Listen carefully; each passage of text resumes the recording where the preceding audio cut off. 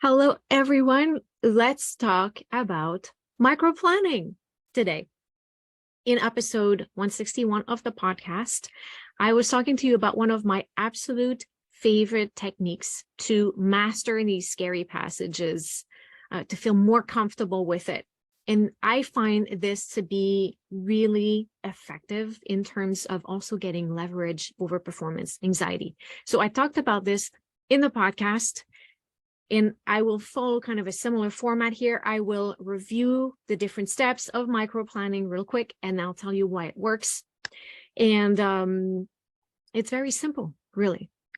The first thing that you want to do is identify the passage that you want to work on. So microplanning is very, very, very detailed, as the terms says it. And what you want to do is make sure that the passage that you're choosing is not so long that you cannot do this deep, deep work and you're not overwhelmed. And as I said in the episode, don't think that you can do this for an entire piece. It would get so long. Also, you don't need to, because once you start to practice your microplan and assimilate it in your body, you're going to start to see that all of that work applies to everything else. It maps onto everything else that you're going to be practicing. So if you do microplanning for only a few passages through a movement, through a piece, through a recital program, you're going to soon find out that it positively impacts everything else. And the reason is because it creates such a really strong mind-body connection, and it increases your skills, your general skills, and it works for everything else. So you pick a passage, I would say one phrase, maybe, or two max. So I wouldn't go with much more than that. And then what you do is you play through it a few times, you listen to it, and you start to develop your interpretation of it. You start to hear in your head how you want to shape the phrase. You start to notice where the technical difficulties are. And then you start to make decisions. So you decide everything that you're going to do with this passage in detail. And what I mean is that each note, you know what that note is. You know precisely what rhythm it has. You know precisely what color you want it to have. You know precisely what role it has in the phrase. And then based on your interpretation, you explore, experiment all of the ways that you could execute that note to sound exactly like what you want. And I'm going to give you a few examples to make that clear. So for example, let's say you have a dotted half starting the beginning of a phrase, regardless of the instrument. So I'm going to talk in terms of bow distribution here, but you can apply this to airflow if you play a wind instrument, or if you play a keyboard instrument, how you're going to shape that phrase. But let's say you start a phrase and the first note of that phrase is a dotted half at a rather slow tempo.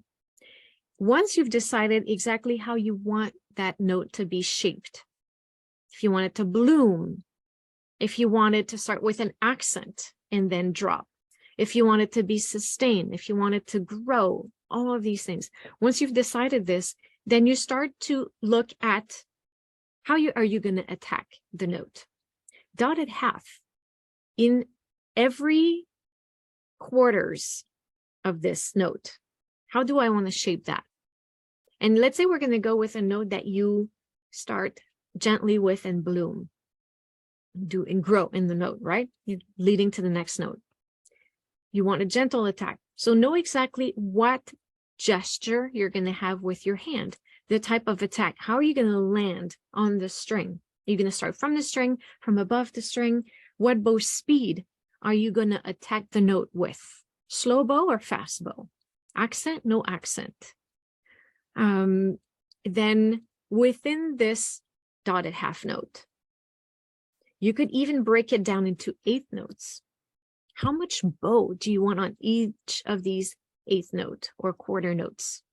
So you could decide that you're going to go slow, then fast. Yeah, we've decided that we're growing.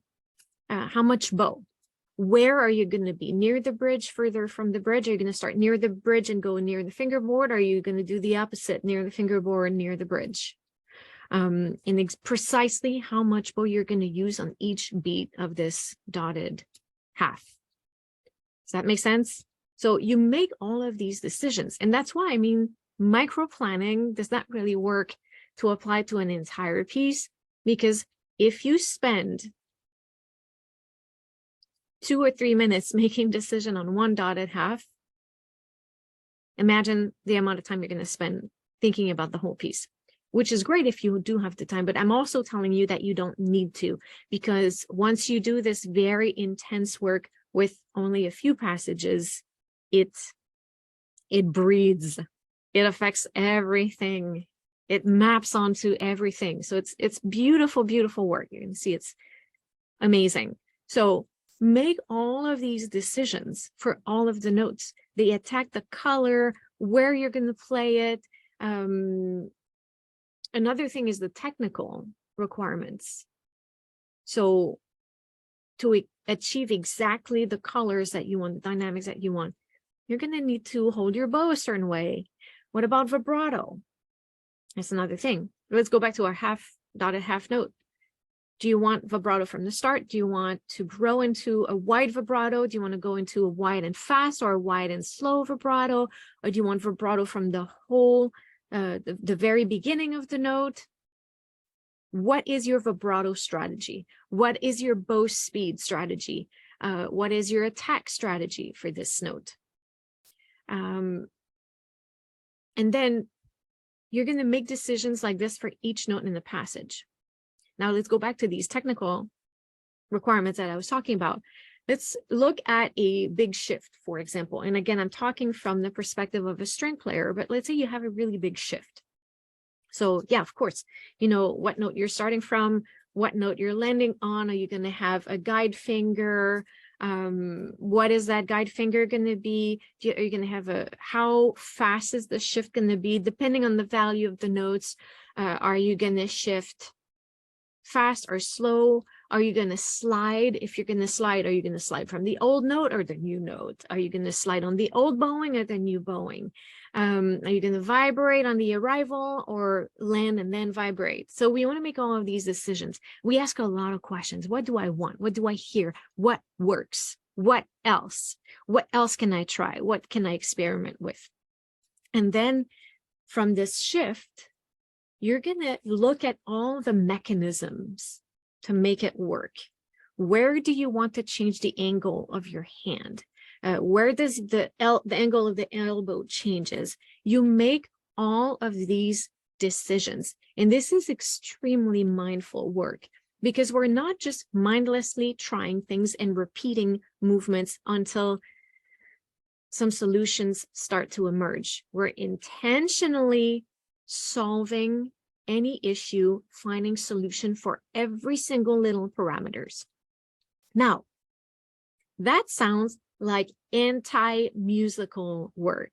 I hear you. It's quite the opposite. This type of deep analysis, this solution for each problem approach, will actually bring a lot more freedom in performance. So you develop your plan, and then you practice your plan until you can execute it, until it feels really comfortable, until you can get it to sound exactly the same. So not only are you doing an in-depth analysis of every single parameters, you break down each note into every aspect possible, but then you also practice it very intentionally with a very specific plan, and throw in recording yourself into this, watch yourself in the mirror, use all of the techniques you know to practice that passage until it feels really comfortable and that you can play it with your eyes closed, half asleep, while watching baseball. And what that does is that You're always going to have a strategy to fall back on in this passage, but you're also going to have such a high level mastery of this passage that once this approach is mastered, you will be free to explore other approaches for this passage. You will have learned it so well that when comes time to perform it, you're going to have space to change things in real time as inspiration strikes you. So in a very beautiful way, it's this micro planning will bring you what I could call macro freedom. What it does also is that you know it so well, it will of course increase your skills. It increases your ability to not only play this passage, but it increases your ability to control all of these parameters. And once you can do it for one note on command, chances are you can do it for any note on command. And it maps, as I've said, it maps onto other things. So you will have a really great mind to finger control in real time. So that's what micro planning is in a nutshell. You pick a passage, you make decisions about every single parameter you can control. You practice it until it feels like second nature. And then you have this plan to go with. If you're in performance, you can just go with that. You're going to feel comfortable. And if you feel inspired to change your plan in real time, I believe you will have the ability to do so. So try it this week. Tell me how it feels and experiment a little bit. And of course, don't hesitate to put any questions that you have here below. I'll be happy to answer any of them. So micro planning, a great technique. I'll give you a little added tip also that I didn't mention on the podcast. If you do this for the very first phrase of a piece and the very last phrase of a piece, you will have built-in iron confidence to start the piece and end the piece. Very great. And as I said, in real time, you can change anything, but to have a plan to go with is priceless. So having this confidence to get started with the piece is going to take a lot of worries away from you. So that's one of the ways that we get leverage over performance anxiety, is by having control over parameters, is knowing that we have control over certain parameters, especially the scariest passages. So imagine the kind of confidence you would have in performance if you know that you have a strategy that works for these passages. So that's what I have for you this week. Try it out. Tell me how it works. And you know where to find me if you have any questions. Have a great one, you guys.